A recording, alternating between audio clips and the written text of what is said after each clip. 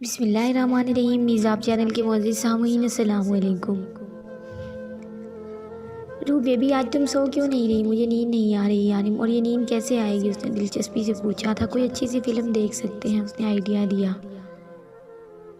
बहुत बुरा आइडिया है जाने मन, क्योंकि अब तुम्हें सो जाना चाहिए। पहले ही बहुत वक्त गुजर चुका है। यानी ने उसके आइडिया पर नज़रसानी किए बगैर अपना फ़ैसला सुनाया तो वो मुँह बना गई थी। कैसे बोरिंग इंसान है आप। मजाल है जो ज़रा से अपने हॉल से बाहर निकल आए। हर वक्त इतनी सड़ियल शक्ल बना के रखते हैं। आपका तो डिम्पल बेचारा भी सोचता होगा कि किसके मत्थे लग गया हूँ। सॉरी, मत्थे नहीं गाल। वो अपनी बात की दुरुस्तगी करते हुए बोली थी,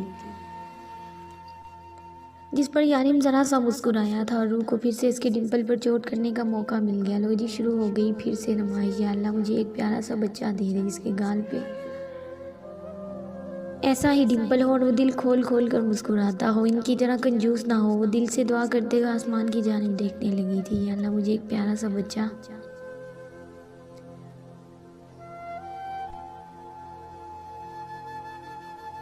दे दे ताकि इस कुत्ते सोनू को औलाद ना बनाना पड़े। और हाँ प्यारे अल्लाह, मेरी बीवी बहुत मासूम और झल्ली है। इसकी बात मानने की बिल्कुल ज़रूरत नहीं है। हमें कोई डिम्पल वाला बच्चा नहीं चाहिए। हमारे घर में एक ही डिम्पल वाला इंसान काफ़ी है। वो इसी के अंदाज में शरारत से दुआ मांगने लगा था, जिस पर रूह से घूर कर देखने लगी। नहीं अल्लाह जी, इनकी बात मत सुनिएगा। इनको तो कुछ पता ही नहीं है। मुझे डिम्पल वाला बच्चा चाहिए, वो भी इनसे ज़्यादा खूबसूरत, ताकि फिर ये उससे जल जल कर सड़ जाए। और हाँ, मेरा बच्चा हंसता होना चाहिए, हर वक्त मुस्कुराता रहे और हर वक्त उसका डिम्पल चमकता रहे। वो ख्यालों की दुनिया में अपने बच्चे के नकूश में खोई हुई थी, जबकि यारिम उसके चेहरे पर प्यारी सी मुस्कुराहट देख रहा था। हाँ हाँ बेबी, पहुँच गई तुम्हारी दुआ अल्लाह के पास, और अल्लाह ने तुम्हारा ख्वाहिशनामा सुन भी लिया। अब सो जाओ यार, यारिम ने उसे ख्यालों की दुनिया से बाहर निकालते हुए कहा था। उफ यारिम, सुकून से दुआ भी नहीं मांगने देना मुझे, बस हर वक्त लड़ते ही रहा करे। वो बेड पर लेटते हुए मुंह बसूरे बोली थी। इतनी दुआएं तो मांग चुकी हो, मुझे भी तो मांग मांग कर ही हासिल किया है। अब क्या ये डिम्पल वाले बेबी की दुआ आज रात पूरी भी करवानी है? चलो जल्दी से सो जाओ, पहले ही बहुत वक्त हो चुका है। वो इसके ऊपर कंबल ठीक करते हुए उसे ज़बरदस्ती सुलाने की कोशिश कर रहा था। आपसे अच्छा तो मेरा सोनू है, कम से कम मुझे ज़बरदस्ती सोने पर मजबूर तो नहीं करता। बस एक बार ठीक हो जाऊँ मैं, फिर देखिएगा आप मिन्नतें करेंगे मेरी।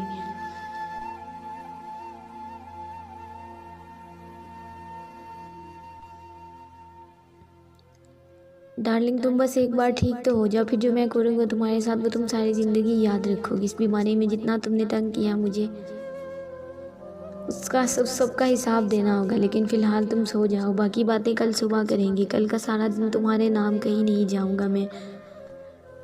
उसका माथा चूमते हुए वो मोहब्बत से बोला तो रूह ने एक बार फिर से उसे घूरा था। कोई एहसान नहीं कर रहे आप मुझ पर, जानती हूँ मैं। कल आप नहीं जाएंगे ऑफिस, क्योंकि कल संडे है। क्या तो ऐसे नहीं है जैसे मेरे रोकने पर रुक रहे हों। वो कंबल ठीक करती उसे मज़ीद लड़ने का इरादा तर्क कर चुकी थी, जबकि उसके अंदाज पर यारिम भी मुस्कुराते हुए उसका सर ज़बरदस्ती अपने सीने पर रखकर सोने की कोशिश करने लगा था। यारिम की आंख खुली तो उसके बिल्कुल पास गहरी नींद सो रही थी। उसके चेहरे पर इंतहा की मासूमियत थी, जिस पर यारिम को बेपनाह प्यार आ रहा था। और अपने इस हद तक करीब देखकर उसको दिल में ख्वाहिशात और जज्बात का समंदर उठ रहा था। वो अपने जज्बात पर लगाम खींचता उसके करीब से उठने ही लगा था कि रूह ने अपना सर मजीद उसके सीने में छुपाते हुए उसे अपने करीब से उठने ना दिया। ऐसी हरकत वो कभी भी होश में नहीं कर सकती थी। यकीनन वो सो रही होगी। यारिम ने एक नज़र उसके चेहरे को देखा, वो गहरी नींद में थी। यारिम ने उसका हाथ अपने सीने से हटाया तो उसे अपने करीब से उठते पाकर रूह ने अपना हाथ उसके गिर्द फैला लिया। वो यारिम के लिए एक इम्तिहान बन रही थी। अब यारिम के लिए जाना मज़ीद मुश्किल हो गया था। वो जितना उससे दूर रहने की कोशिश करता वो उसे उतना ही अपने जानिब खींचती थी। उसने मुश्किल से रूह का फैलाया वो बाजू उठाते हुए उसका सर तकिए पर रखना चाहा, लेकिन इससे पहले कि वो अपना काम ख़त्म करके उसके करीब से उठता, रूह की आँख खुल गई थी। उसे खुद पर झुके पाकर जहाँ उसकी निगाहें झुकने लगी थी, वहीं उसकी शर्म व हया पहले दिन की तरह बरकरार उसे रूह से दूर होने नहीं दे रही थी। उसका अपना दिल बेईमान होने लगा था। गुड मॉर्निंग मेरी जान। यारिम उसके माथे पर मेहर शब्द करता अपने जज्बात पर वहीं लगाम खींच कर उसके करीब से उठ खड़ा हुआ, जबकि रूह उसे इस तरह से खुद से दूर जाता देख कर उदास हो गई। वो नहाकर बाहर निकला तो रू अभी बेड पर बेयकीनी से बैठी उसी को देख रही थी। क्या हुआ रू, तुम ठीक तो हो? वो बेचैन हुआ था। नहीं यार, मैं ठीक नहीं हूँ, आप मुझे यूँ छोड़ कर चले गए, आप मुझसे दूर जा रहे हैं। उसकी आंखें नम होने लगी थी। नहीं, मैं कहाँ तुमसे दूर हूँ, यही तो हूँ तुम्हारे पास। वो उसके बिल्कुल करीब आकर बैठा था। रू उसके गिर्द बाजू फैलाए उसके सीने पर सर रख गई। नहीं यार, कुछ गलत हो रहा है, कुछ तो हो रहा है, आप मुझसे दूर जा रहे हैं, आप मुझसे दूर जा रहे हैं, आप मेरे पास नहीं आते, पहले की तरह मुझे प्यार नहीं करते, और अगर कभी आ भी जाए मुझसे दूर चले जाते हैं। यारी में सब कुछ कब तक चलेगा? मैं आपसे दूर नहीं रहना चाहती, दूर तो तुमसे मैं भी नहीं रहना चाहता रू, लेकिन ये मजबूरी है। जब तक तुम मुकम्मल ठीक नहीं हो जाती तब तक मैं ठीक हूँ। यानी मैं बिल्कुल ठीक हो चुकी हूँ, लेकिन आपसे दूर रहकर मैं फिर बीमार हो जाऊँगी, मुझसे दूर मत जाया करें। मैं तुमसे दूर नहीं जा रहा हूँ, बस कुछ दिन की बात है, फिर सब कुछ पहले जैसा हो जाएगा। खैर ये सब बातें छोड़ो, जल्दी से फ्रेश हो जाओ, तब तक मैं अपनी जान के लिए नाश्ता बनाता हूँ। फिर आज तो सारा दिन तुम्हारे नाम है। शाम को बारबेक्यू पार्टी करेंगे, तुम्हारे मामू और मोमानी को भी बुला लेंगे, और तुम अपने भाई और भाभी को फ़ोन करके खुद बुला लो। बाकी अपना इंस्पेक्टर तो बिन बुलाया मेहमान है, वो अपनी फैमिली को लेकर खुद ही आ जाएगा, बस उसके कान तक खबर पहुंचने की देर है। वो मुस्कुराते हुए उसके माथे पर लब रखता उसके करीब से उठा, जबकि रू भी उसकी मजबूरी को समझते हुए फ्रेश होने जा चुकी थी।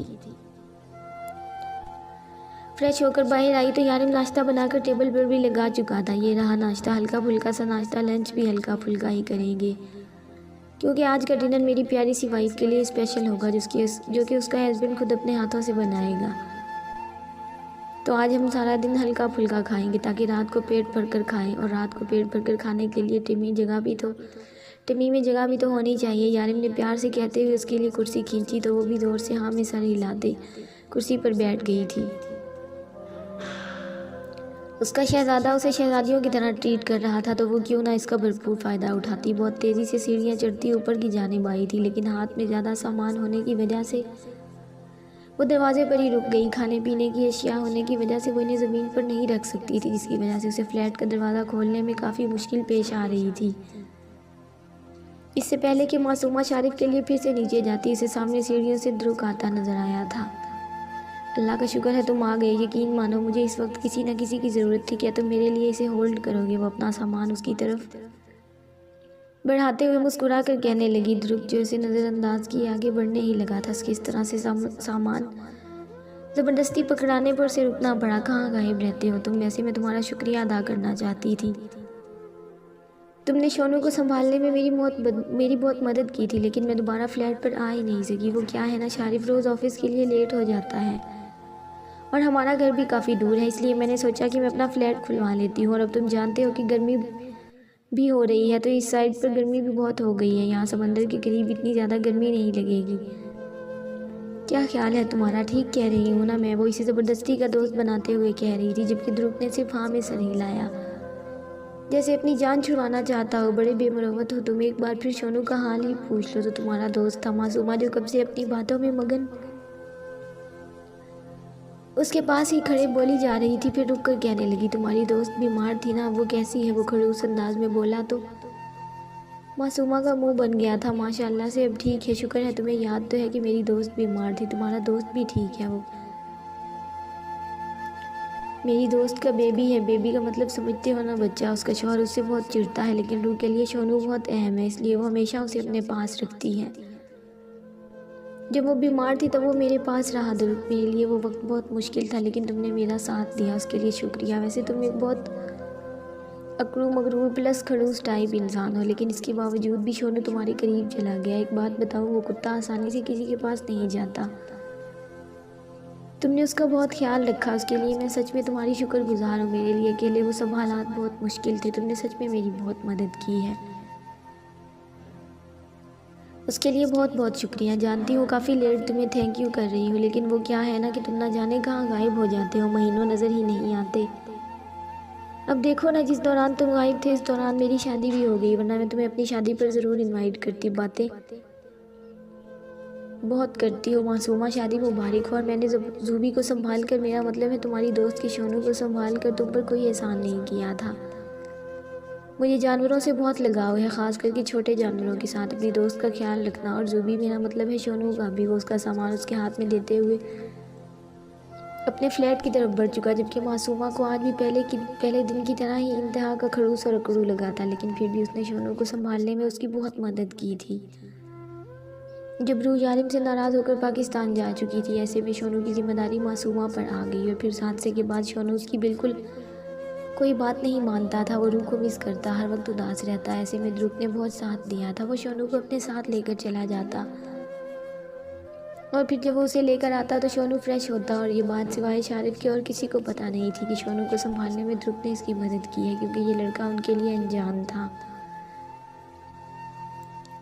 वो कौन था, क्या करता था, मासूमा ने कभी जानने की कोशिश नहीं की और शायद वो कभी ध्रुव से बात भी नहीं करती, लेकिन इसकी काली आंखें इसे बिल्कुल रूह जैसी लगती थी। बस इसलिए वो उससे बात कर लेती।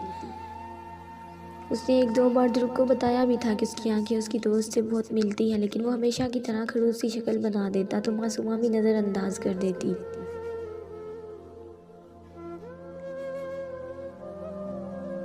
क्या कह रहा था तुम्हारा ये खड़ूस दोस्त, क्यों रोका हुआ था उसे दरवाजे पर? शारिफ ने अंदर दाखिल होते हुए पूछा। अरे मैंने नहीं रोका हुआ था, सामान होल्ड करने के लिए कोई नहीं मिला तो सोचा उसी से थोड़ी मदद ले लो।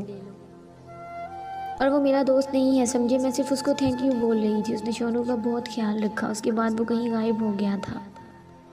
आज नज़र आया तो थैंक यू बोल दिया, बस और कुछ नहीं। वो सामान को टेबल पर रख रही थी जो कि शारिफ दरवाज़ा बंद करते हुए अंदर दाखिल हुआ। तुम यहाँ आराम से बैठ गए हो, उठो सफाई करवाने में मेरी मदद करो। अब से हम यहीं रहेंगे, तो ये जगह ठीक से साफ़ होनी चाहिए, तुम्हारी तरह गंदगी में नहीं रह सकती मैं। वो इसे घूरती हुई कहती है, उठने का इशारा कर रही थी, जबकि शारिफ मोहब्बत बाश नज़रों से उसकी तरफ देखने लगा। शारिफ कसम से अगर तुम्हारी नीयत ख़राब हुई ना तो इतने जूते मारूंगी कि सारी ज़िंदगी याद रखोगे। बदतमीज़ आदमी, खबरदार जो मुझे ऐसी नज़रों से देखा। ऐसी कैसी नज़र, मेरी नीयत तो बहुत साफ़ है। उसकी कई बातें उसकी कमर में हाथ डाल चुका था। शारिफ मुझे बहुत काम है, प्लीज़ मुझे तंग मत करो। उससे फासला कायम करने की कोशिश कर रही थी, लेकिन अब शारिफ की नीयत मुकम्मल ख़राब हो चुकी। हम काम थोड़ी देर बाद भी तो कर सकते हैं। आई प्रॉमिस, मैं तुम्हारी पूरी हेल्प करूँगा। वो इसे इसकी बात को नज़रअंदाज करते हुए बोला तो मासूमा नज़रें चुरा गई थी। बोल्ड सी बेबाक लड़की यहाँ कर बिल्कुल छुई मुई सी बन जाती। मेरी आंटी बेड के नीचे से मत सफाई करें, वो साफ़ है, मैंने कल ही उसे साफ़ किया था। और वो कुछ घबराई सी बोली तो मेरी आंटी ने एक नज़र उसकी तरफ देखा। नो मैम, यारिम सर गुस्सा होंगे, मैं दोबारा कर दूंगी। वो मुस्कुरा कर कहती बेड के नीचे से सफाई करने लगी, लेकिन इस बार इनके झाड़ू के साथ मेडिसिन भी बाहर आई थी, जिन्हें देखकर रूह की सांसें रुकने लगी। मैडम आपने दवाई क्यों नहीं खाई? अगर यारिम सर को पता चल गया तो वो बहुत गुस्सा होंगे, जानती है ना आप। मेरी को उर्दू नहीं आती थी, लेकिन रूह के साथ रहकर वो काफ़ी उर्दू सीख चुकी थी। आंटी प्लीज़ इनको मत बताइएगा प्लीज़, मुझे ये बिल्कुल भी पसंद नहीं है, लेकिन यारिम ज़बरदस्ती खिलाते हैं तो मुझसे नहीं खाई जाती, इसलिए मैंने फेंक दी। लेकिन मैं बता रही हूँ, मैंने सुबह वाली फेंकी थी, इससे पहले की सारी खाई है। उसने मिन्नत करते हैं वाले अंदाज में कहा था जब यारिम कमरे में दाखिल हुआ। मेरी खामोशी से यारिम को देखती कमरे से निकल गई। रूह मेरी जान, ये जूस पियो, तुम्हारे लिए, तुम्हारे हैंडसम से डिम्पल वाले शोहर ने खुद अपने हाथों से बनाया है। यारिम गिलास इसकी तरफ ले जाता उसके मुंह से लगा चुका था, जबकि रूह परेशान थी कि मेरी के हाथ में मेडिसिन देखने के बावजूद भी वो बिल्कुल गुस्सा नहीं हुआ। वो जो उसके गुस्से से खौफज़दा थी, बेफिक्र होकर जूस पीने लगी थी, लेकिन जूस पीने के दौरान उसे अपने गले में कुछ उतरता हुआ महसूस हुआ। उसने यारिम को देखा, वो ज़बरदस्ती गिलास उसके लबों से लगाए हुआ था। रूह बहुत कोशिश के बावजूद भी गिलास को हटा नहीं सकी और जूस ख़त्म होते ही यारिम ने गिलास एक साइड पर रखा। बहुत ज़िद्दी हो गई हो, लेकिन क्या है ना, तुम्हारे यारिम को तुम्हारी रग रग की खबर है। तुमने वो मेडिसिन बेड के नीचे फेंकी, मैंने जूस में डालकर तुम्हें पिला दिया। आइंदा ऐसी हरकत मत करना और उतना सख्त सजा दूंगा। प्यार से उसकी गाल खींचता अपना लैपटॉप उठाए कमरे से बाहर निकल गया था, जबकि रूह पैर पटकती रह। वो सब लोग इस वक्त यारिम के घर पर थे। सारिम अपने दोनों बच्चों और उर्वा के साथ बिन बुलाया मेहमान था, जबकि खिजर और लैला को खुद यारिम ने इनवाइट किया था। और शारिफ और मासूमा को रूह ने ये अच्छा मौका था एक साथ वक्त गुजारने का। रूह को फ़िलहाल कोई भी हैवी चीज़ देने से मना किया गया था, लेकिन यारिम उसकी फेवरेट चीज़ें से दूर करके उसे उदास नहीं करना चाहता था, इसलिए पहले ही उसके डॉक्टर से मशवरा कर लिया था। अब रूह पहले से काफ़ी बेहतर हो चुकी थी और यारिम ने फैसला किया था कि वो उसके ठीक हो जाने के बाद उसे लेकर कहीं घूमने जाएगा ताकि वो अच्छा महसूस करे। और अपनी नई ज़िंदगी को खुलकर जिए। उसका सारा ध्यान कब से सिर्फ रूह पर ही था, जिसकी मासूमियत ने इस महफिल को 4 चाँद लगाए हुए थे। वो कभी सोनू से बात करती तो कभी लैला को मामी कहकर छेड़ती, कभी शारिफ के सामने कोई ना कोई शर्त रख देती। इसकी ये सारी शरारतें और बाहर सारिम के साथ भी जारी थी। इन सब में अगर कोई खामोश और कुछ परेशान था तो वो खिज़र था। वो नोट कर रहा था कुछ दिन से खिज़र कुछ परेशान है और यारिम को ये मशवरे भी देता है कि वो रूह को अपना आदी ना बनाए। ये जानने के बावजूद भी कि रूह उसके जिस्म का नहीं बल्कि रूह का हिस्सा है। 2-3 बार तो यारिम उसे झिड़क भी चुका था कि अपने काम से मतलब रखो, मेरी और रूह की पर्सनल लाइफ से तुम्हारा कोई लेना देना नहीं है।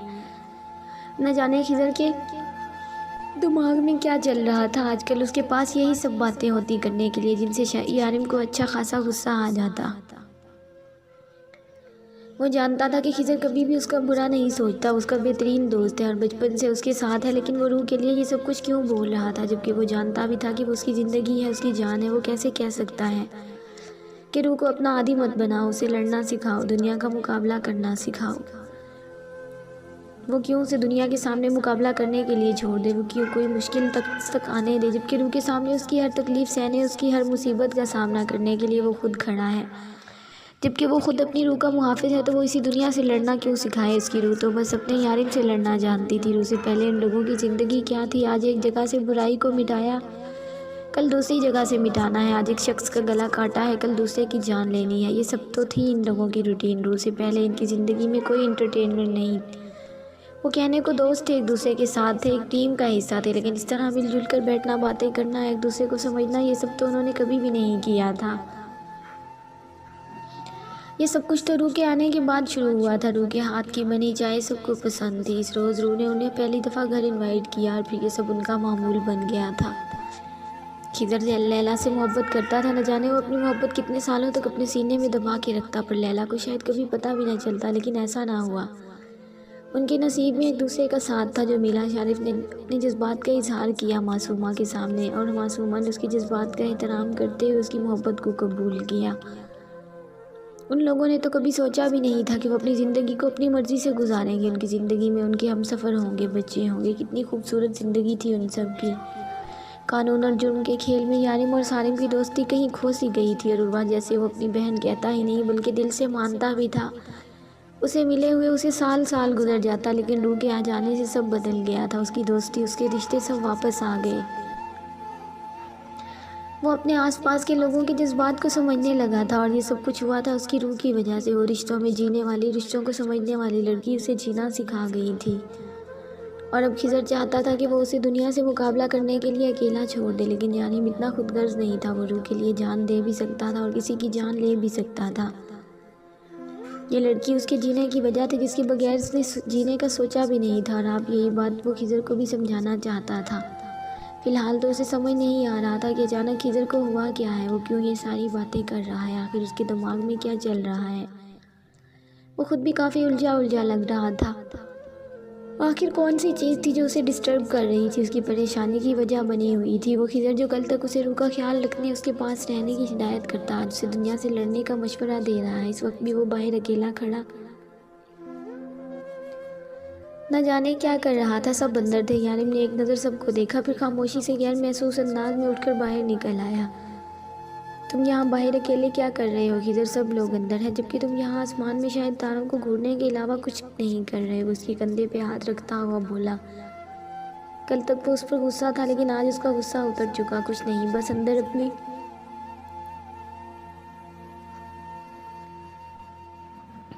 मौज मस्ती में लगे हुए हैं सब। तो सोचा थोड़ा मौसम एंजॉय कर लो। खिज़र ने मुस्कुरा कर कहा, बहुत अच्छी बात है, चलो मिलकर मौसम एंजॉय करते हैं, साथ में कुछ बातें भी हो जाएंगी।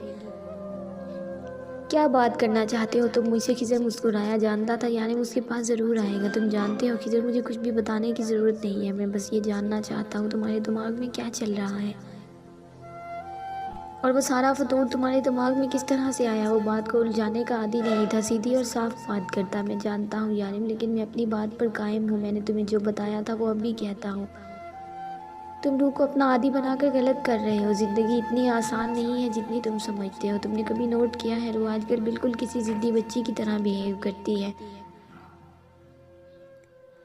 अपनी पसंद की चीज़ ना मिलने पर बेचैन हो जाती है। तुम्हें घर आने में ज़रा सी देर होती है तो पागलों की तरह पूरे घर में घूमती है। तुम्हारे बगैर बाहर नहीं निकलती, तुम्हारे बगैर खाना नहीं खाती, तुम्हारे बगैर सोती नहीं है। जब तक तुम इसके सामने नहीं आ जाते उसे चैन नहीं मिलता। तुम जानते हो कि वो इस घर से मेरे घर तक अकेले नहीं जा सकती, क्योंकि डरती है वो, उसमें हिम्मत ही नहीं है। एक जगह पर कुछ लोगों को देखकर उनके करीब से नहीं गुजरती, न जाने वो उसे क्या कह देंगे, क्या कर देंगे। बहुत हिम्मत नाम की कोई चीज़ उसके अंदर नहीं है। स्कूल के बाद कॉलेज का माहौल उसने नहीं देखा। पढ़ाई में इतना अच्छा होने के बावजूद भी वो 4 क्लासें नहीं पढ़ सकी। तुम गौर करो, वो तुम्हारे बगैर कुछ नहीं है, बिल्कुल ज़ीरो है। यानी तुम्हारी मोहब्बत उसे बहादुर नहीं बुज़दिल बना रही है। यह हकीकत है यानी कि वो लड़की जो दुबई के डॉन की बीवी है एक बुज़दिल लड़की है। वो खुद से नहीं लड़ सकती, यहाँ तक कि वो खुद से अकेली बाहर नहीं जा सकती। तुम उसका सहारा बन चुकी हो यानी। उसे लगता है कि ज़िंदगी के हर मोड़ पर तुम उसके साथ होंगे, वो जहाँ भी जाएगी, जैसे भी जाएगी।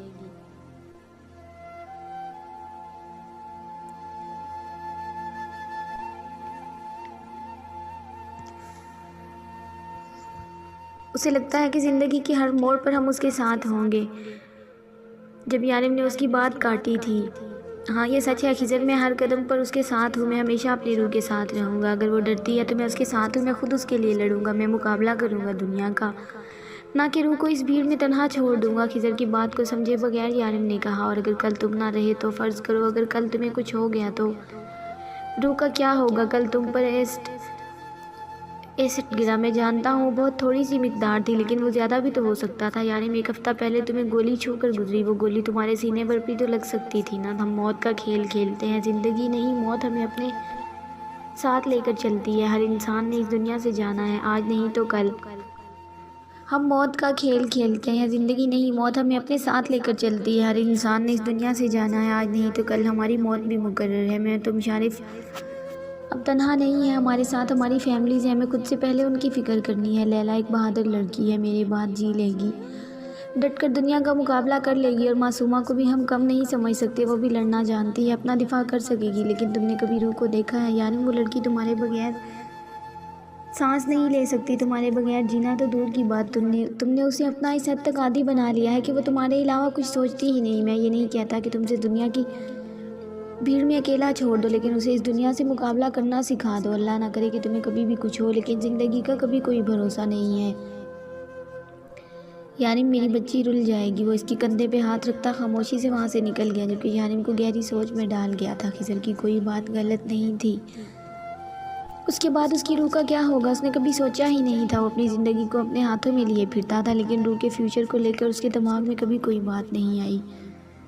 वो जो रूह के बगैर नहीं रह सकता था, खुद भी जानता था कि रूह भी उसके होने से है। अगर कल उसे कुछ हो जाता है तो रूह तो जीते जी मर जाएगी। अगर यारिम को कुछ हुआ तो रूह भी जी नहीं पाएगी, लेकिन वो अपनी रूह को अपने साथ मार तो नहीं सकता था।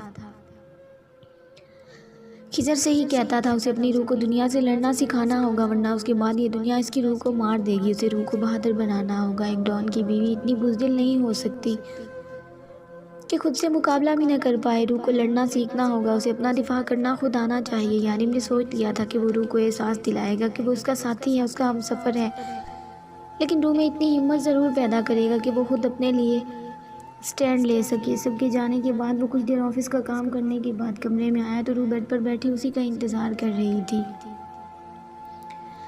उफ, इतनी देर लगा दी आपने, आज क्या कर रहे थे ऑफिस में? उसके आते ही रूह ने सवाल पूछा था। कुछ नहीं, बस काम था। तुम अभी तक सोई क्यों नहीं? उसके करीब बैठते हुए पूछने लगा था। क्योंकि मैंने अभी तक मेडिसिन नहीं खाई और ना ही मैं खाने का इरादा रखती हूँ। लैला ने बहुत कोशिश की मुझे ज़बरदस्ती देने की, लेकिन मैंने ये कहकर टाल दिया कि आप मुझे खिलाने वाले हैं। बस फिर क्या था, वो तो इतनी डरपोक है, इतना डरती है आपसे, फ़ौरन मेरी बात पर यकीन कर लिया।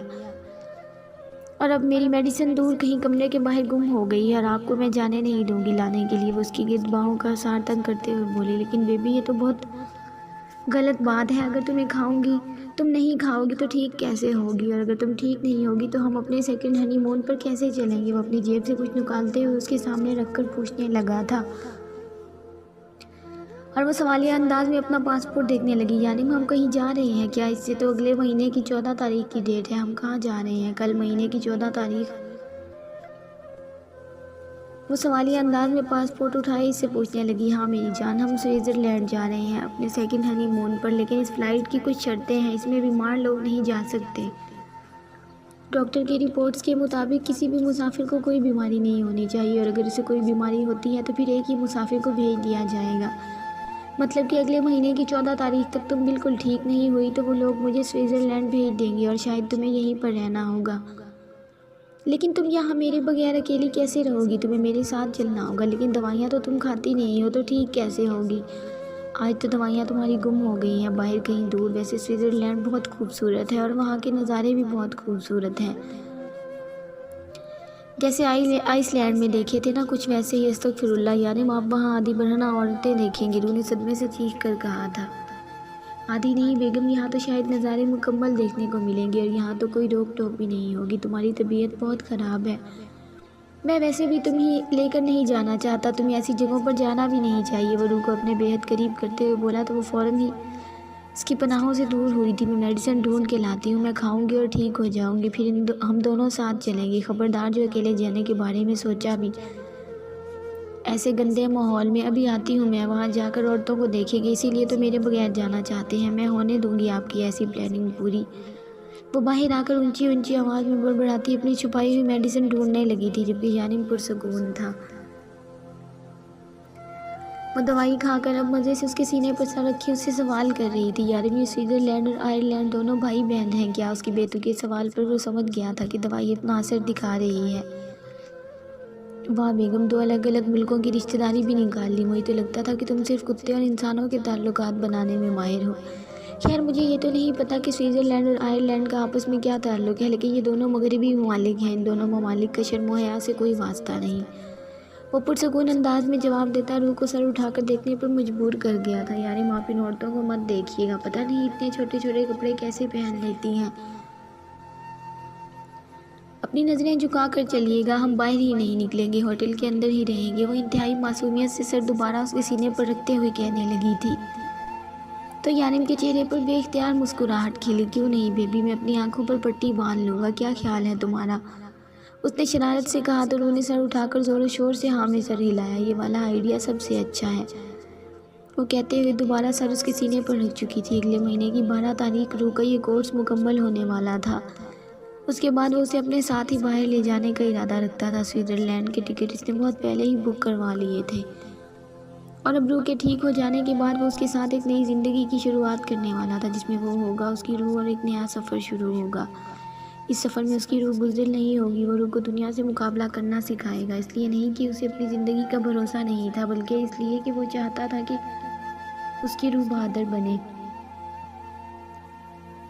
जारी है दोस्तों अगर आपको वीडियो पसंद आए तो इसे लाइक और अपने दोस्तों के साथ शेयर लाजमी करें, और अगर आप मेरे चैनल पर नए हैं तो चैनल को सब्सक्राइब करें और साथ में लगी घंटी के बटन को ज़रूर दबाएं, ताकि हर नई वीडियो का नोटिफिकेशन आप दोस्तों तक सबसे पहले पहुंच सके।